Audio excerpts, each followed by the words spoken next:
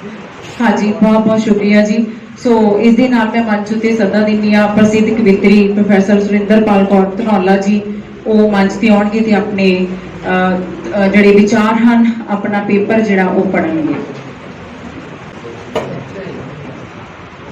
अज दे इस समागम विच मंच ते सुशोभित बहुत ही अजीम शख्सियतां ते नरोइयां सोचां पुस्तक दे मैं कहांगी नायक साहिबान, क्योंकि बाई जी ने जिहड़ी किताब लिखी है तुहाडे बारे जिहड़ियां जीवनियां संखेप रूप च लिखियां ने, मैं तुहानू उस किताब के नायकों का नाम दिता, क्योंकि मेरी निजी राय यह है कि उस किसी भी किताब का कोई नायक हुंदा है। कोई कवितावां की किताब है उहदे कई लोग नायक हुंदे ने, तां तुसीं सारे 104 दे 4 शख्सियतां उस पुस्तक दियां नायक हो। मेरी ड्यूटी लगी सी नरोइयां सोचां संखेप जीवनियां पुस्तक के उपर पेपर लिखण दी।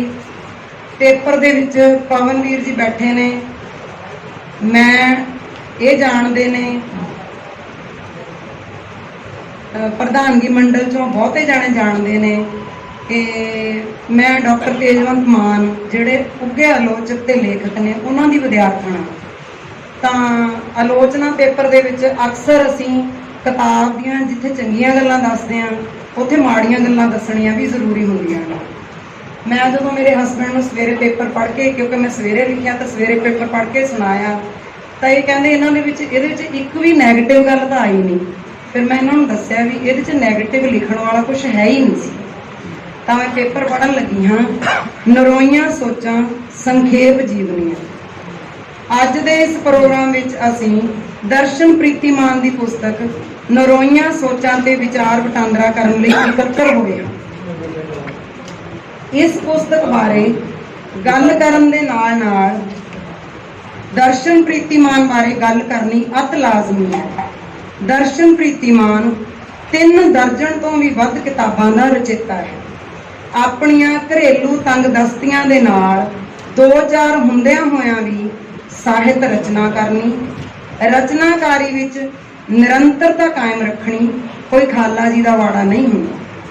परंतु पंजाबी ਸਾਹਿਤ ਨੂੰ इस गल ते माण करना बनता है कि प्रीतिमान ਸਾਹਿਤ प्रति लगातार कर्मशील है। दर्शन प्रीतिमान ने अपनी कर्मशीलता नाल ना केवल पंजाब पूरे भारत सगों कौमांतरी पद्धर ते भी नामना खट्टिया है। उसने अनेकों कौमी कौमांतरी अखबारों लई कालम लिखे हैं। खास गल यह है कि यह कालम वड्डे वड्डे देशों के वड्डे महत्वपूर्ण ते नामवर अखबारों में छपे हैं। विदेशों में जदों ਸਾਹਿਤਕ खेत्रों में कदे बठिंडे जिले बारे गल तुरती है तो अग्यों अगला पुछदा है किहड़ा बठिंडा, प्रीतिमान वाला बठिंडा। सो दर्शन प्रीतिमान इस इलाके का बहुत महत्वपूर्ण शख्स है। उसने आम लोगों को ਸਾਹਿਤਕ खेत्र में लिया है। वह 10,000 तो भी वध लोगों बारे लिख चुकिया है। यह पुस्तक नरोइयां सोचां का पहला एडिशन जनवरी 2021 में छपया, फिर दूजा एडिशन जुलाई 2021 में छपया। 6 महीनों के दूजा एडिशन छपना दर्शन प्रीतिमान की बेहद वड्डी कामयाबी है। प्रसिद्ध आलोचक, लेखक ਅਤੇ पंजाबी ਸਾਹਿਤ के सिरमौर थम डॉक्टर तेजवंत सिंह मान का कथन है, लेखक कोई अद्भुत मनुख नहीं हुंदा, सगों यह उन्हां मनुखां विचों ही हुंदा है जिन्हां लई वो लिखदा है, जिन्हां दे जीवन नूं वो अपणियां किरतां दा सोमा बनाउंदा है। दर्शन प्रीतिमान डॉक्टर मान दे इन्हां बोलां उत्ते पूरा उतरदा है। नरोइयां सोचां पुस्तक विच लेखक ने कुल 104 दियां 4 शख्सियतां दियां संखेप जीवनियां शामिल कीतियां हन। मैनूं निजी तौर ते लेखक वालों चुनिया गईयां हस्तियां नूं पुस्तक दे पात्र जां नायक कहना वधेरे ढुकवां जापदा है। सो प्रीतिमान वालों चुने गए नायक ਬਰਨਾਲਾ ਬਠਿੰਡਾ ਇਲਾਕੇ ਦੇ ਅਜਿਹੇ ਮਨੁੱਖ ਹਨ ਜੋ ਸਾਡੇ ਆਲੇ ਦੁਆਲੇ ਵਿੱਚ ਵਿਚਰਦੇ, ਮੁਸੀਬਤਾਂ ਨਾਲ ਦੋ ਚਾਰ ਹੁੰਦੇ, ਜੀਵਨ ਵਿਚਲੇ ਉਤਰਾਅ ਚੜ੍ਹਾਅ ਭੋਗਦੇ, ਸੁਨਹਿਰੀ ਜੀਵਨ ਲਈ ਘਾਲਣਾ ਘਾਲਦੇ ਰਹਿੰਦੇ ਹਨ। ਉਸ ਦੁਆਰਾ ਚੁਣੇ ਵਿਅਕਤੀ ਕਿਸੇ ਪ੍ਰਸਿੱਧੀ ਪ੍ਰਾਪਤ ਨੇਤਾ, ਰਾਜਨੀਤਿਕ ਜਾਂ ਫਿਲਮੀ ਲੋਕ ਨਹੀਂ ਹਨ, ਸਗੋਂ ਮਿਹਨਤ ਨੂੰ ਪ੍ਰਣਾਏ ਉਹ ਲੋਕ ਹਨ ਜੋ ਆਪਣੀ ਸਖਤ ਮਿਹਨਤ ਨਾਲ ਸਫਲਤਾ ਪ੍ਰਾਪਤ ਕਰਦੇ ਹਨ। ਪੁਸਤਕ ਵਿਚਲੇ 99% ਲੋਕਾਂ ਨੇ ਫਰਸ਼ ਤੋਂ ਅਰਸ਼ ਤੱਕ ਪਹੁੰਚਣ ਲਈ ਲੰਮੇਰੀ ਘਾਲਣਾ ਘਾਲੀ ਹੈ। ਪ੍ਰੀਤੀਮਾਨ ਦੇ ਨਾਇਕ, ਲੋੜਵੰਦਾਂ ਦੇ ਹਮਦਰਦ, ਦਾਨੀ, ਸਮਾਜ ਸੇਵਕ, ਖੂਨਦਾਨੀ, ਖਿਡਾਰੀਆਂ ਨੂੰ ਉਤਸ਼ਾਹਿਤ ਕਰਨ ਵਾਲੇ, ਸਹਾਇਕ ਧੰਦਿਆਂ ਵਿੱਚ ਦਿਲਚਸਪੀ ਲੈਣ ਵਾਲੇ ਅਤੇ ਲੋਕਾਂ ਨੂੰ ਪ੍ਰੇਰਨਾ ਦੇਣ ਵਾਲੇ, ਸਾਹਿਤਿਕ ਸੱਭਿਆਚਾਰਕ ਰੁਚੀਆਂ ਨਾਲ ਲਬਰੇਜ਼, ਸੱਚੇ ਸੁੱਚੇ ਅਤੇ ਇਨਕਲਾਬੀ ਲੋਕ ਹਨ। ਇਹ ਪੁਸਤਕ ਪੜ੍ਹਦਿਆਂ ਪਤਾ ਲੱਗਦਾ ਹੈ ਕਿ ਇਹ ਅਜਿਹੇ ਲੋਕ ਹਨ ਜੋ ਅਮਲੀ ਰੂਪ ਵਿੱਚ ਨਾਇਕ ਹਨ। ਉਹਨਾਂ ਦਾ ਜੀਵਨ ਮੁਲੰਮਾ ਰਹਿਤ, ਸਪਾਟ ਅਤੇ ਸਪਸ਼ਟ ਹੈ। ਜਿਹੋ ਜਿਹੇ ਉਹ ਪ੍ਰੀਤੀਮਾਨ ਦੀ ਪੁਸਤਕ ਵਿੱਚ ਹਨ, ਉਹੋ ਜਿਹੇ ਹੀ ਉਹ ਆਪਣੇ ਨਿੱਜੀ ਜੀਵਨ ਵਿੱਚ ਹਨ। ਦਰਸ਼ਨ ਪ੍ਰੀਤੀਮਾਨ ਦਾ ਇਹ ਇੱਕ ਬਹੁਤ ਵੱਡਾ ਹਾਸਲ ਹੈ ਕਿ ਉਸਨੇ ਜੀਵਨ ਦੀਆਂ ਤੰਗੀਆਂ ਤੋਂ ਭਗੌੜੇ ਹੋਏ ਲੋਕਾਂ ਦੀ ਬਜਾਏ ਸਕਾਰਾਤਮਕ ਸੋਚ ਰੱਖਣ ਵਾਲੇ ਲੋਕਾਂ ਨੂੰ ਨਾਇਕ ਵਜੋਂ ਲੋਕਾਂ ਸਾਹਮਣੇ ਪੇਸ਼ ਕੀਤਾ ਹੈ, ਜੋ ਆਪ ਤਾਂ ਕਾਮਯਾਬ ਹੋਏ ਹੀ ਹਨ, ਸਗੋਂ ਦੂਜਿਆਂ ਲਈ ਪ੍ਰੇਰਨਾ ਸਰੋਤ ਵੀ ਬਣੇ ਹਨ। ਅੱਗੇ ਵਧਣ ਵਾਲਿਆਂ ਦੀ ਹੌਸਲਾ ਅਫਜ਼ਾਈ ਕਰਨ ਵਾਲੇ ਲੋਕ ਸਦਾ ਹੀ ਪ੍ਰੀਤੀਮਾਨ ਨੂੰ ਆਕਰਸ਼ਿਤ ਕਰਦੇ ਰਹੇ ਹਨ। ਇਸ ਕਰਕੇ ਅਜਿਹੇ ਲੋਕ ਉਸ ਦੀ ਕਲਮ ਦਾ ਸ਼ਿੰਗਾਰ ਬਣੇ ਹਨ। ਪੁਸਤਕ ਵਿਚਲੇ ਨਾਇਕ ਮੂਲ ਮਾਨਵੀ ਗੁਣਾਂ ਨਾਲ ਭਰਪੂਰ ਹੋਣ ਦੇ ਨਾਲ ਆਸ਼ਾਵਾਦ ਨਾਲ ਪਰੁੰਨੇ ਹੋਏ ਲੋਕ ਹਨ, ਜਿਹੜੇ ਵਰਤਮਾਨ ਸਮੇਂ ਵਿੱਚ ਭਾਵੇਂ ਰੱਜੇ ਪੁੱਜੇ ਸਫਲ ਲੋਕ ਹਨ, ਪਰ ਉਹ ਇਸ ਮੁਕਾਮ ਤੇ ਗਰੀਬੀ ਅਤੇ ਲਾਚਾਰੀ ਵਿੱਚੋਂ ਸੰਘਰਸ਼ ਅਤੇ ਚੜ੍ਹਦੀ ਕਲਾ ਵਾਲੀ ਭਾਵਨਾ ਨਾਲ ਹੀ ਪਹੁੰਚੇ ਹਨ। ਬਹੁ ਗਿਣਤੀ ਅਜਿਹੇ ਹਨ ਜੋ ਬਹੁਤ ਸਾਰੇ ਗੁਣਾਂ ਨਾਲ ਭਰੇ ਪਏ ਹਨ। ਪਾਠਕ ਨੂੰ ਪੜ੍ਹ ਕੇ ਖੁਸ਼ੀ ਭਰੀ ਹੈਰਾਨੀ ਹੁੰਦੀ ਹੈ ਕਿ ਇੱਕੋ ਵਿਅਕਤੀ ਇੱਕੋ ਸਮੇਂ ਕਾਰੋਬਾਰੀ, ਨੌਕਰੀ ਪੇਸ਼ਾ, ਖਿਡਾਰੀ, ਦਾਨੀ ਆਦਿ ਅਨੇਕਾਂ ਗੁਣਾਂ ਦਾ ਧਾਰਨੀ ਕਿਵੇਂ ਹੋ ਸਕਦਾ ਹੈ। ਦਰਸ਼ਨ ਪ੍ਰੀਤੀਮਾਨ ਨੇ ਬਹੁਤ ਸਾਲਾਂ ਤੱਕ ਜਾਗੋ ਭੈਣੋ ਜਾਗੋ ਵੀਰੋ ਨਾਂ ਦਾ ਮੈਗਜ਼ੀਨ ਕੱਢਿਆ ਹੈ, ਜਿਸ ਦਾ ਮੁੱਖ ਮਕਸਦ ਸਮਾਜ ਵਿਚਲੀਆਂ ਬਾਕੀ ਬੁਰਾਈਆਂ ਦੇ ਨਾਲ ਦਹੇਜ ਵਰਗੀਆਂ ਕੁਰੀਤੀਆਂ ਕਾਰਨ ਬਲੀ ਚੜ੍ਹ ਰਹੀਆਂ ਕੁੜੀਆਂ ਲਈ ਹਮਦਰਦੀ ਅਤੇ ਨਾਲ ਸਮਾਜ ਨੂੰ ਹਲੂਣਾ ਦੇਣਾ ਸੀ। ਮੰਨਿਆ ਜਾਂਦਾ ਹੈ ਕਿ ਵਿਸ਼ਵ ਵਿਆਪੀ ਕ੍ਰਾਂਤੀਆਂ ਦਾ ਮੁੱਢ ਕਲਮ ਤੋਂ ਹੀ ਵੱਜਦਾ ਹੈ।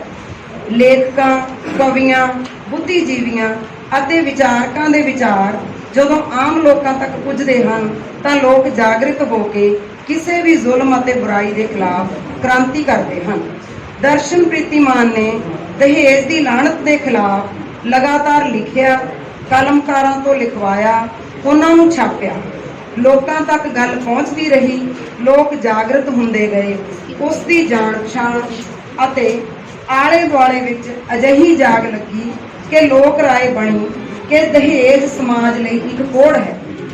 ਲੇਖਕ ਆਪਣੀ ਪੁਸਤਕ ਦੇ ਮੁੱਖ ਬੰਦ ਵਿੱਚ ਦੱਸਦਾ ਹੈ ਕਿ ਉਸ ਦਾ ਨਾਵਲ ਇਹ ਅੱਗ ਕਦੋਂ ਬੁਝੇਗੀ ਨੂੰ ਪੜ੍ਹ ਕੇ ਪੰਜਾਬੀ ਸਾਹਿਤ ਦੀਆਂ ਸਿਰਮੌਰ ਹਸਤੀਆਂ ਮੈਡਮ ਡਾਕਟਰ ਦਲੀਪ ਕੌਰ ਟਿਵਾਣਾ, ਪ੍ਰਭਜੋਤ ਕੌਰ ਅਤੇ ਕਰਤਾਰ ਸਿੰਘ ਦੁੱਗਲ ਨੇ ਕਿਹਾ ਸੀ ਕਿ ਇਹ ਗੱਲ ਭਾਵੇਂ ਹਾਲੇ ਵੀ ਦੂਰ ਹੈ, ਪਰ ਅਸੀਂ ਦੁਆ ਕਰਦੇ ਹਾਂ ਕਿ ਤੇਰੀ ਸੋਚ ਨੂੰ ਬੂਰ ਪਵੇ।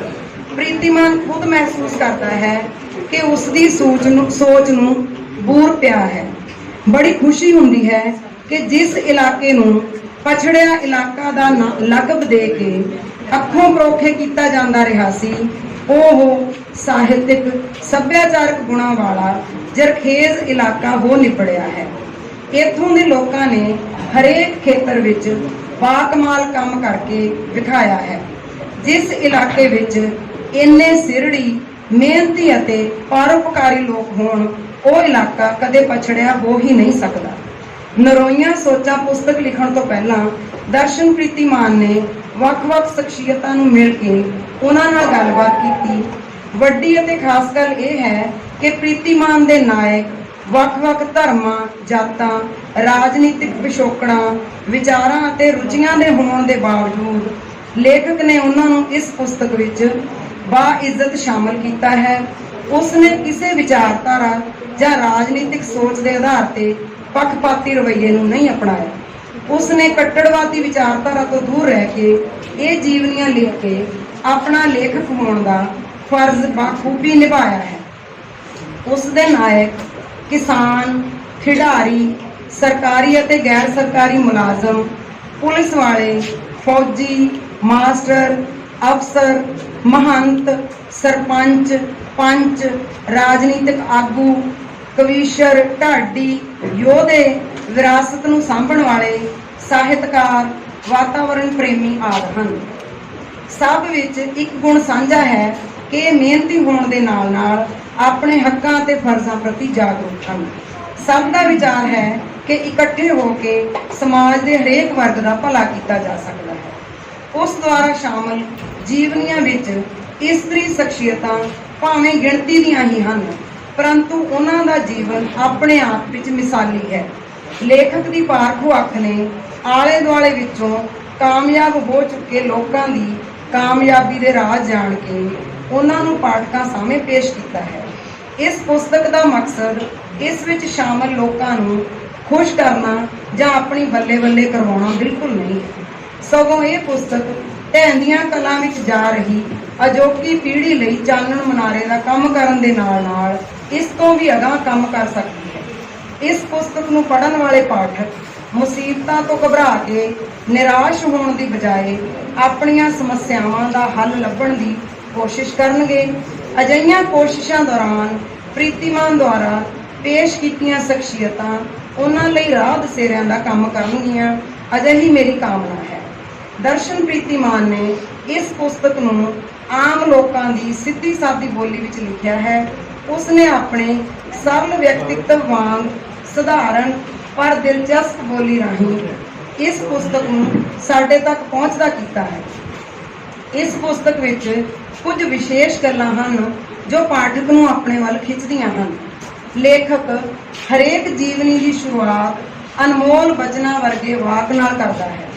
ਉਹ ਵਾਕ ਲੇਖਕ ਦੀ ਆਪਣੀ ਸਕਾਰਾਤਮਕ ਸੋਚ ਦੇ ਲਖਾਇਕ ਹਨ। ਦੂਜਾ, ਹਰੇਕ ਜੀਵਨੀ ਦੇ ਅੰਤ ਤੇ ਸੰਬੰਧਿਤ ਸ਼ਖਸੀਅਤ ਵੱਲੋਂ ਪਾਠਕਾਂ ਲਈ ਇੱਕ ਸੁਨੇਹਾ ਦਰਜ ਹੈ।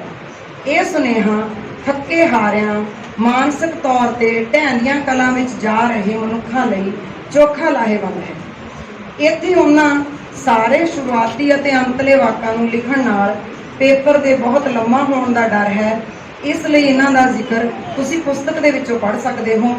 ਜੀਵਨੀ ਆਧਾਰਿਤ ਪੁਸਤਕਾਂ ਅਕਸਰ ਘੱਟ ਰੌਚਕ ਹੁੰਦੀਆਂ ਹਨ, ਪਰੰਤੂ ਦਰਸ਼ਨ ਪ੍ਰੀਤੀਮਾਨ ਨੇ ਆਪਣੇ ਨਾਇਕਾਂ ਦੇ ਹੀ ਮੂੰਹੋਂ ਕਈਆਂ ਅਨੇਕਾਂ ਰੌਚਕਤਾ ਭਰਪੂਰ ਗੱਲਾਂ ਨੂੰ ਵੀ ਇਸ ਪੁਸਤਕ ਵਿੱਚ ਸ਼ਾਮਲ ਕੀਤਾ ਹੈ। ਅੱਜ ਜਦੋਂ ਹਰੇਕ ਮਨੁੱਖ ਆਤਮ ਕੇਂਦਰਿਤ ਹੋ ਚੁੱਕਿਆ ਹੈ ਤਾਂ ਮੈਂ ਸਮਝਦੀ ਹਾਂ ਕਿ ਪ੍ਰੀਤੀਮਾਨ ਵੱਲੋਂ ਚੁਣੇ ਗਏ ਸਾਰੇ ਸ਼ਖਸ ਮਾਨਵਵਾਦੀ ਵਿਚਾਰਾਂ ਵਾਲੇ ਹੋਣ ਕਾਰਨ ਲੋਕਾਂ ਦੇ ਦਿਲਾਂ ਤੇ ਠੰਡਾ ਛਿੱਟਾ ਮਾਰਦੇ ਹਨ।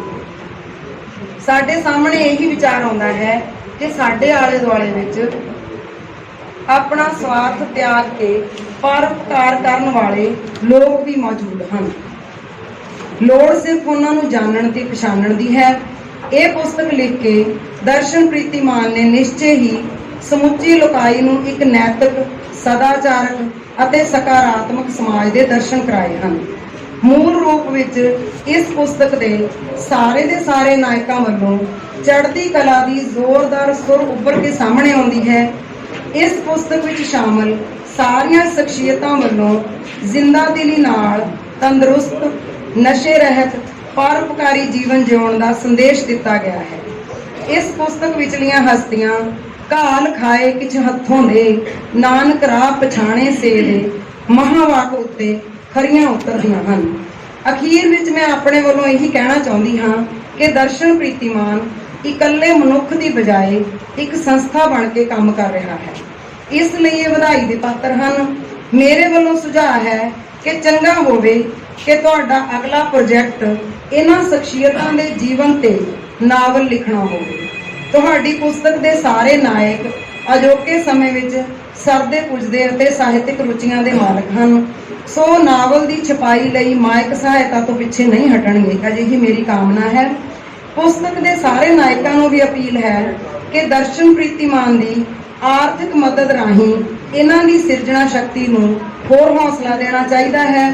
ਮੇਰਾ ਮੰਨਣਾ ਹੈ ਕਿ ਇੰਨੀਆਂ ਪੁਸਤਕਾਂ ਦੇ ਰਚੇਤਾ ਲਈ ਇੱਕ ਦਿਨ ਅਜਿਹਾ ਆਵੇਗਾ ਕਿ ਉਸ ਨੂੰ ਕੌਮੀ ਅਤੇ ਕੌਮਾਂਤਰੀ ਪੱਧਰ ਦੇ ਪੁਰਸਕਾਰਾਂ ਨਾਲ ਨਿਵਾਜ਼ਿਆ ਜਾਵੇਗਾ।